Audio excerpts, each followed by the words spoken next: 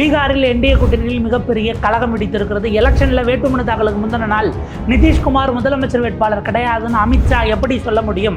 இதை நாங்கள் ஏற்றுக்க முடியாது அப்படின்னு நிதிஷ்குமாருடைய கட்சி ஒரு பக்கம் போர்க்கொடி பிடிக்க தொடங்கி இருக்கிறது. இன்னொரு பக்கம் நிதிஷை தவிர்த்த மற்ற கூட்டணி கட்சிகளோடு உரையாடலை தொடங்கி இருக்கிறார் அமித்ஷா. நம்ப வைத்து கழுத்தறுக்கப்பட்டிருக்கிறாரா நிதிஷ்குமார்? ஜேடியு பீகாரினுடைய முதலமைச்சர் என்டிஏ கூட்டணி கட்சிகளால் என்கிற கேள்வி எழுந்திருக்கிறது. அமித்ஷாவினுடைய ஸ்டேட்மெண்ட் என்ன?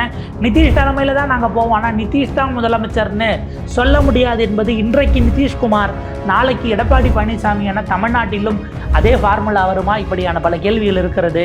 பீகாரினுடைய கல அரசியல் அதனுடைய பின்னணியை விரிவாக அலசுகிறது இந்த தமிழ் குரலின் நிலவன எக்ஸ்க்ளூசிவ் செய்தி தொகுப்பு.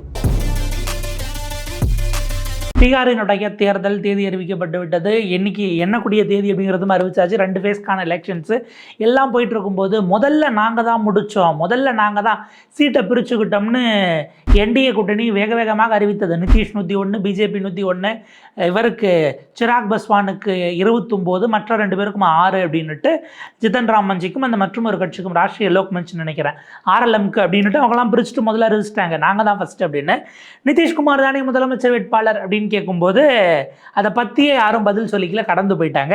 இப்போது அமித்ஷா பற்ற வைத்திருக்கிறார் அப்படிங்கிற செய்தியை தான் பார்க்கணும். நம்ம ரிப்போர்ட் ஆகிருக்கக்கூடிய நியூஸை பார்க்குறோம். இந்தியா டிவியில் ரிப்போர்ட் ஆகிருக்கக்கூடிய செய்தியை பார்க்குறோம். NDA to contest Bihar election under Nitish leadership, CM to be decided later. அதை மட்டும் கரெக்டாக பாக்ஸ் பண்ணியிருக்கு சேஸ் அமித்ஷா. ஸோ நம்ம பார்த்தோம்னா தெளிவாக தெரியும், முதலமைச்சராக யாருங்கிறத நாங்கள் பின்னாடி சொல்லுவோம். நிதிஷ் தலைமையில் தேர்தலை சந்திக்கிறோம், அவர் தான் கூட்டணிக்கு தலைவர். நான் அப்படியே கட் பண்ணோம்னா எடப்பாடி பழனிசாமி தான் என்டிஏவின் தலைவர் அப்படின்னு கடந்த காலத்தில் அமித்ஷா சொல்லியிருந்தார். அதுதான் இங்கேயும் எப்போ இது என்னைக்கு சொல்லப்படுகிறது தெரியுமா? நாளைக்கு வேட்புமனு தாக்கல் செய்ய கடைசி நாள்னா அதுக்கு முன்னாடி நாள் அமித்ஷா பேட்டி கொடுக்கிறார். தொலைக்காட்சிக்கு கொடுத்த பேட்டியில் இதை பேசுகிறார். அதே இந்தியன் எக்ஸ்பிரஸில் ரிப்போர்ட்டாக இருக்குது. Who am I to make anyone CM? Amit Shah retorts. யார் முதலமைச்சராக வருது அப்படின்னு நான் எப்படி முடிவு பண்ண முடியும்? எனக்கு என்ன அதிகாரம் இருக்கிறது என்று அமித்ஷா கடுமையாக எதிர்வினையாற்றி இருக்கிறார். என்டிஏ பார்ட்டி தேர்தலுக்கு பிறகு ஒன்று கூடி ஜெயிக்கிறவர்கள், வெற்றி பெற்ற எம்எல்ஏக்கள் எல்லாம் கூடி தேர்வு செய்வோம் என்று அமித்ஷா உடைத்திருக்கிறார். இப்போ இதுதான் பீகார் அரசியலில் என்டிஏ கூட்டணியிலேயே ஜேடியு ஜனதாதள் யுனைடெட், ஏன்னா அவங்க தான் முதலமைச்சராக 20 ஆண்டுகள் நிதிஷ்குமாரே தொடர்றாரு. நடுவில் ஒருத்தரை நம்பி கொடுத்துட்டு போனார், அவர் திரும்ப நாங்கள் கொடுக்க மாட்டேன்ட்டார். அப்புறம் அது பெரிய சிக்கலாச்சு, அவர் தனியாக போய் கட்சி ஆரம்பித்தார். இன்றைக்கி கூட்டணிக்குள்ளே இருக்கிறார் ஜித்தன் ராம் மஞ்சிங்கிறத பார்க்குறோம். அவர் ஹிந்துஸ்தான் ஆவாமி மோர்ச்சாவை ஆரம்பித்து அவர் தனியாக அந்த பக்கம் போயிட்டார். ஸோ இப்படியான ஈக்குவேஷன்ஸ் வரும்பொழுது தான் மிக முக்கியமான சூழலாக மாறுகிறது. ஏபிபி இது குறித்து ஒரு விரிவான ரிப்போர்ட் கொடுத்துருக்குறாங்க. BJP rejects JDU CM face condition. பாஜக நிதிஷ் தான் முதலமைச்சர் என்று அறிவிக்க சொல்லி நிதிஷ்குமாரினுடைய கட்சி கொடுத்த அழுத்தங்களை ஏற்றுக்கொள்ள முடியாது என்று அந்த கண்டிஷனை ரிஜெக்ட் பண்ணியிருக்கிறது. 6 ப்ரீ டிசைடட் ஸ்ட்ராட்டஜி. ஏற்கனவே நாங்கள் முடிவு செய்ததை போல யார் முதல்வர்னு சொல்ல மாட்டோம், முடிஞ்ச பிறகு பார்த்துக்கிறோங்கிறத அதையே செய்ய போவதாக பாஜக முடிவெடுத்திருக்கிறதுன்னு ஏபிபி நியூஸ் அதை தெளிவாகவே எலாபரேட் பண்ணுறாங்க. இப்போ அடுத்த கட்டமாக என்ன நடக்கும்? நிதிஷ்குமாருடைய கட்சி ஆப்வியஸாக எதிர்வினை ஆற்றும், எதிர்வினையை தொடங்கி இருக்கிறார்கள். நிதிஷ்குமார் கட்சியினுடைய செய்தி தொடர்பாளர்களில் பெரிதும் அங்கே அறியப்பட்டவர் நீரஜ்குமார். அவர் வெளியில் வந்து உடனடியாக ரியாக்ட் பண்ணுறாரு. ஐ திங்க் டைம்ஸ் ஆஃப் இந்தியாவில் அது ரிப்போர்ட் ஆகிருக்கு. Shah says CM to be decided by elected MLAs, Nitish will return retorts JDU அப்படிங்கிறத குறிப்பிட்றாங்க. நிதிஷ்குமார் திரும்ப வருவார், தலைவராக மட்டுமல்ல, என்டிஏ கூட்டணியின் தலைவராக மட்டுமல்ல, முதலமைச்சராகவும் அவர்தான் வருவார் அப்படின்னு அமித்ஷாவுக்கு திரும்ப பதிலளிக்கக்கூடிய வேலையை, எதிர்வினையாற்றுவதை நீரஜ்குமார் செஞ்சிருக்கிறார். இதில் நம்ம கவனிக்க வேண்டியது, நீரஜ்குமார் செய்தி தொடர்பாளராக இருந்து சொந்த கட்சிக்கு இப்போ விளக்கம் கொடுத்தது, சொந்த கட்சியை காப்பாற்றுவதற்காக கூட்டணி கட்சிகளுக்கு எதிராக விளக்கம் கொடுத்து கொண்டிருக்கிறார். மற்ற செய்தி தொடர்பாளர்கள், கட்சியினுடைய தலைவராக இருக்கக்கூடியவர்கள் சஞ்சய் ஜா போன்றவர்கள், இல்லை மற்றவர்கள் எல்லாம் என்ன ஆனாங்க அப்படிங்கிற கேள்வி வருது. ஐ திங்க் சஞ்சய் ஜா அது அதர் ஃபேக்ஷன் நினைக்கிறேன். இந்த பக்கம் வரும்போது எங்கே போனாங்கங்கிற கேள்வி இருக்குது. 12 எம்பிக்கள் இருக்கிறாங்கல்ல, அந்த 12 எம்பிக்கள் நிதிஷ்குமாருடைய கட்சி அவங்களுடைய ஆதரவில் தான் இன்றைக்கி மத்திய அரசும் மோடி அரசு நடந்து கொண்டிருக்கிறதே. இந்த 12 எம்பிக்களில் எத்தனை பேர் வாய் திறந்தார்கள் என்கிற கேள்வி மிக முக்கியமானது. ஏன்னா இன்றைக்கி பதிலளிக்கிற இடத்திலோ மறுக்கிற இடத்திலோ உறுதியாக நான் தான் முதலமைச்சர்னு சொல்கிற இடத்துலையோ நிதிஷ்குமார் இல்லை, அவர் வீக்காக இருக்கிறார் என்பதைத்தான் இது வெளிக்காட்டுகிறது, நம்ம பார்க்க வேண்டி இருக்கிறது. எனவே கடைசி நிமிடம் வரை நம்ப வைக்கப்பட்டு ஏமாற்றப்பட்டு இருக்கிறாரா நிதிஷ்குமார்ங்கிற கேள்வி இருக்குது. அவர் யோசிப்பார், நீ ஏமாத்தினா ஏமாற்றிட்டு போ, நாங்கள் அடித்த பல்ட்டியை இந்தியாவே பார்த்துருக்கு, திரும்ப திரும்ப மாறி மாறி மாறி 9 முறை முதலமைச்சர். அவர் ஆக்சுவலாக 4 டென்யூர் தான், 20 ஆண்டுகள் தான் அவர் முதலமைச்சர். இதில் நடுவில் ஜித்தன் ராம் மஞ்சி இருந்த ஒரு ஷார்ட்டர் பீரியட் மட்டும் அவராக ராஜினாமா பண்ணார். அது எதுக்கு அப்படின்னா அவர் வேற ஒன்று நினச்சி செஞ்சார், பட் அது வேறு விதமாக போயிடுச்சு. 2014 தேர்தலில் அங்கே பாஜக பெருவெற்றி பெறுகிறது பீகாரில். நிதிஷ்குமார் அப்போ அவர் தனித்து களம் கண்டதாக ஞாபகம். என்னுடைய தலைமையில் நான் முதலமைச்சராக இருக்கும்போது என் ஸ்டேட்டில் ஏறத்தாழ 30 சீட்டை நாங்கள் தோத்துட்டோம், இந்த தோல்விக்கு நான் பொறுப்பேற்று மக்கள் கொடுத்த தீர்ப்பை ஏற்றுக்கிட்டு முதல்வர் பதவியை ராஜினாமா பண்ணுறேன், என் மேலே உங்களுக்கு நம்பிக்கை இல்லையா அப்படின்ட்டு அவர் அதை உடனடியாக அதை பொலிட்டிக்கலி அதை மூவ் பண்ணுறதுக்காக, சில் டவுன் பண்ணுவதற்காக அவர் ஒரு வேலையை செய்கிறாரு. அவர் ஏன் செய்கிறாருன்னா, அடுத்த ஒரு வருஷத்தில் அவருக்கு சீஃப் மினிஸ்டர் எலெக்ஷன் இருக்குது, 10 ஆண்டுகள் அவர் முதலமைச்சர். ஸோ அப்படி பிளான் பண்ணி என்ன பண்ணுறாரு, நான் ராஜினாமா செய்கிறேன். ராஜினாமா பண்ணப்போ யார் முதலமைச்சர்? உடனடியாக மூத்த அரசியல்வாதியாக இருந்த அவர் கட்சியில் அப்போ இருந்த ஜித்தன் ராம் மஞ்சி அவர்களை கூப்பிட்டுட்டு வந்து உட்கார வைக்கிறார். ஜித்தன் ராம் மஞ்சி இது என்னென்னா, அவர் எதிர்பார்த்தது ரொம்பலாம் இழுக்க போகிறதில்ல, ஒரு மாதம் 2 மாதத்தை ஓட்டுவோம், ஓட்டின பிறகு நம்முடைய செயற்குழு தொண்டர்கள் எல்லாம் வந்து நம்மள்கிட்ட நீங்கள் தான் திரும்ப வரணும், நீங்கள் வரணுமா, நம்ம ஜெயலலிதா அவர்கள் இறப்புக்கு பிறகு சசிகலா அவர்களிடம் போய் நீங்கள் தாம்மா பொதுச் செயலாளராக வரணும், நீங்கள் திரும்ப வரணுமா, அம்மா இடத்துல நீங்கள் தாம்மா உட்கார முடியும் அப்படின்னு கேட்டாங்க இல்லையா, அந்த மாதிரி நீங்கள் திரும்ப வரணும், அந்த இடத்துல அந்த நாற்காலியில் நீங்கள் தான் இருக்கணும்னு அத்தனை கட்சியினுடைய மூத்தவர்கள், முன்னோடிகள், தொண்டர்கள் எல்லாம் வந்து கேட்கும்போது நம்ம திரும்ப உட்கார்ந்துக்கலான்னு ஒரு பொலிட்டிக்கல் ஸ்டண்ட் நோக்கத்தோடு தான் அதை அன்றைக்கு செஞ்சார். அது எங்கே பேக் ஃபயர் ஆச்சுன்னா, ஜித்தன் ராம் மஞ்சி நான் தான் முதலமைச்சர், இறங்க முடியாதுன்னு அவர் பெரிய உண்டா தூக்கி போட்டார். அதற்கு பிறகு பெரிய கலேபரமாகி கட்சி 2ஆக பிளக்கப்படுமா என்ன ஏதுங்கிற குழப்பமெல்லாம் போய் அதற்கு பிறகு ஜித்தன் ராம் மஞ்சி வெற்றிகரமாக அவரை பதவியிலேருந்து விலக வச்சுட்டு அவர் தனியாக போய் தனி கட்சி ஆரம்பிச்சிட்டார். அதுதான் ஹிந்துஸ்தான் ஆவாமி மோர்ச்சா. இதில் ஹைலைட் என்னென்னா, இன்றைக்கி தனக்கு முதலமைச்சர் பதவி, தான் கொடுத்த முதலமைச்சர் பதவி திரும்ப தர முடியாது என்று சொல்லி நான் தான் முதலமைச்சர் என்று சொன்ன ஜித்தன் ராம் மஞ்சியோட கூட்டணியில் இருக்கிறார் நிதிஷ்குமார். அதுதான் பாலிட்டிக்ஸு.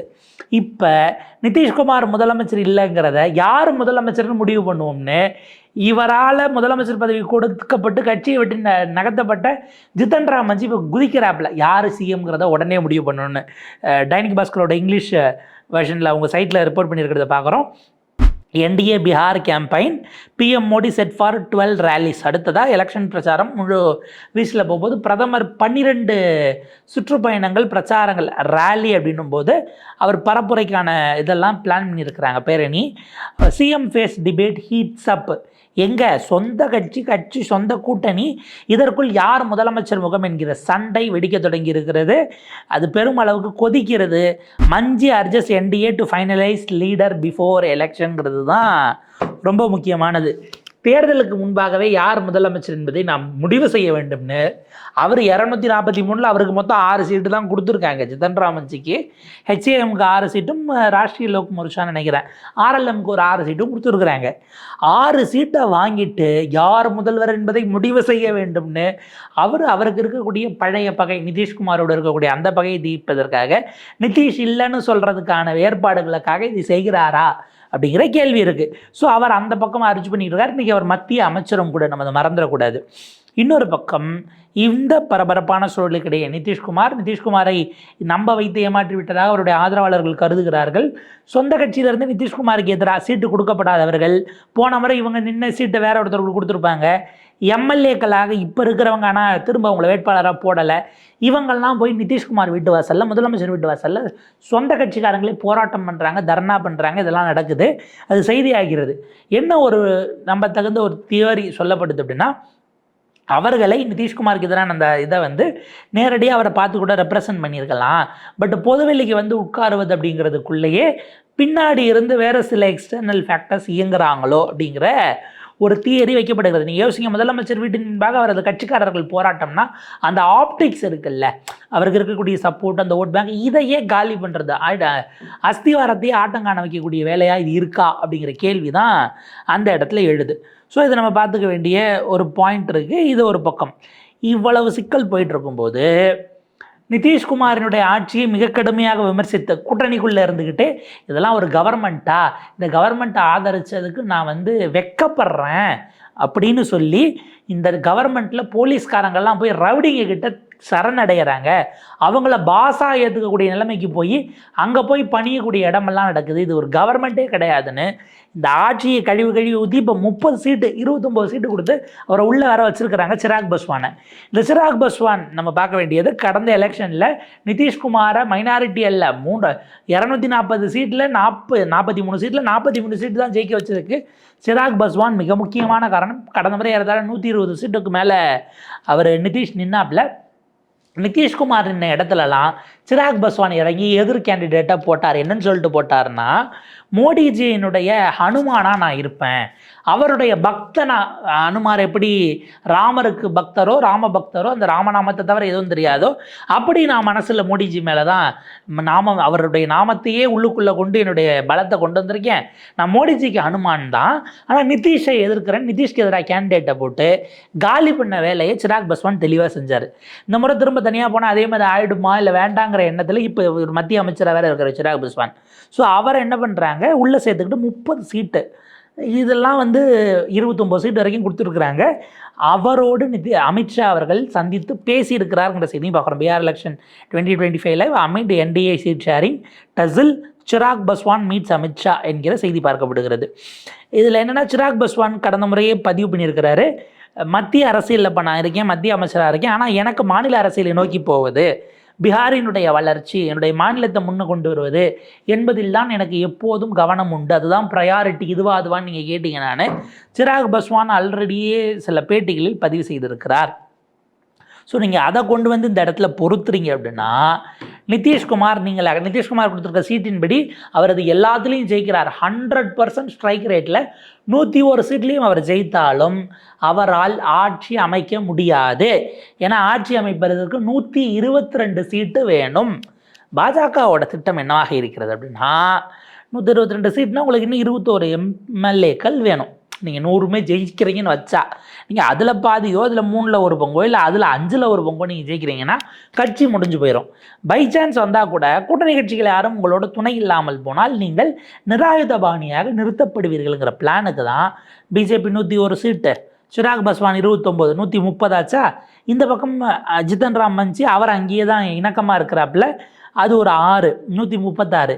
ஆர்எல்எம் அவங்க ஒரு 6, 136 ப்ளஸ் இங்கே ஒரு 6 அப்படின்னா 142 சீட்டு, 122 தான் வேணும். இதில் முன்ன பின்ன போய் 100க்கு மேலே வந்துட்டா கூட வேறு ஏதாவது கட்சியை உடச்சி நிதிஷ் கட்சியிலே ஜெயிக்கிறவங்கள உடச்சி தூக்கிட்டு வந்துக்கலாம் என்கிற இடத்திற்கு இப்போது நகர்ந்திருக்கிறது பாஜக அப்படிங்கிற செய்தியை தான் நம்ம ஓவராலாக அங்கே வரக்கூடிய சினாரியோவை பொறுத்து பார்க்க வேண்டியிருக்கிறது. நிதிஷ்குமார் குறைஞ்சபட்சம் ஒரு வேளை ஜெயிச்சுட்டா ஒரு 3 மாதத்திலிருந்து 6 மாதம் அல்லது ஓராண்டு வரை அவரை முதலமைச்சராக வச்சிருந்துட்டு அப்புறம் அவரை நீக்கி அதை பிஜேபி கைப்பற்றும்னு எதிர்பார்க்கப்பட்ட நிலையில் அவ்வளவு தூரம்லாம் போகிறதுக்கு வாய்ப்பே இல்லை. எலெக்ஷனுக்கு முன்பாகவே அதற்கான காய்களை வெளிப்படையாக பாஜக நகர்த்த தொடங்கி இருக்கிறதோ என்கிற கேள்வி இப்போது எழுந்திருக்கிறது. இது அதை நோக்கி தான் பயணிக்கிறதுங்கிறதையும் நம்ம பார்க்க வேண்டியிருக்கிறது. இந்த பக்கம் இப்படி அப்படின்னா, அந்த பக்கம் காங்கிரஸ் அவங்க மிகப்பெரிய ஸ்பாயில்ஸ் போட்டாக தேஜஸ்வி யாதவுக்கு இருக்கிறார்கள். வேட்புமனு தாக்கலே முதல் ஃபேஸ்க்கு முடிஞ்சு போச்சு. அதிகாரப்பூர்வமாக எவ்வளோ சீட்டில் நிற்கிறோம்னு சொல்லலை. அவங்கவுங்க தனித்தனியாக அவங்களுடைய விசுவாசிகளை இறக்கி விட்டுருக்குறாங்க. காங்கிரஸ் 48 சீட்டில் அவங்களா கேண்டிடேட் போட்டிருக்கிறாங்க. தேஜஸ்வி ஏறத்தாழ தனித்து போவது இந்த சமயத்தில் நம்மளை கேட்டால் சிறந்ததுங்கிற நிலையில் தான் இருக்கிறது. அவரை முதலமைச்சர் எடுப்பான்னு சொல்லி அவர் போட்டு அவர் கட்சி ஜெயிச்சதுன்னா ஜெயிச்சு மிகப்பெரிய எதிர்கட்சிகளில் ஒன்றாக, எப்படி இங்கே தமிழ்நாட்டிலேருந்து திமுக அதிக எம்பிகளோட போயிருக்கோ, மேற்கு வங்கத்திலேருந்து மம்தா பானர்ஜி அவர்கள் அதிக எண்ணிக்கையோட எம்பிக்கள் வெற்றி பெற்று வந்திருக்கிறார்களோ, அந்த மாதிரி கூட அவர் தனித்தே வந்துட்டு போகலாங்கிற மாதிரியான, அதாவது டெல்லியில் ஒரு முகமாக அறியப்படுகிற எதிர்கட்சி தலைவர்கள் முதலமைச்சர்கள் வரிசையில் அவரும் கூட சேர்ந்துக்கலாங்கிற மாதிரி இருக்குது. ஏன்னா காங்கிரஸில் திடீர்னு ஒரு தலைவர் இப்போ இவர் சொன்ன பிறகு, அமித்ஷா சொன்ன பிறகு ரிமோட் கண்ட்ரோல் முதலமைச்சர்னு அவரை சொல்கிறாரு. நீங்கள் யார் முதலமைச்சர் வேட்பாளர் நீங்களும் தான் இன்னமும் சொல்லாமல் இருக்கிறீங்க. காங்கிரஸினுடைய தலைமையகம் சொல்லிருச்சா 10 கன்பத் ரோட்லேருந்து வந்துருச்சாங்கிற கேள்வி இருக்கு இல்லையா? அப்போ ஆளாளுக்கு தேசிய கட்சிகள் மாநில கட்சிகளை ரிமோட் கண்ட்ரோலாக செயல்படுத்த முடியுமா என்று தான் பார்த்து கொண்டிருக்கிறீர்கள் என்பது யதார்த்தமாக இருக்கிறது.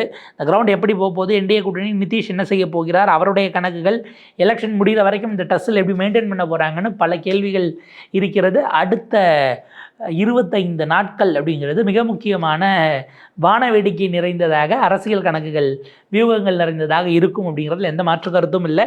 வரும்போது அது குறித்த கூடுதல் அப்டேட்ஸோடு சந்திப்போம். இணைந்திருங்கள் தமிழ் குரலோடு.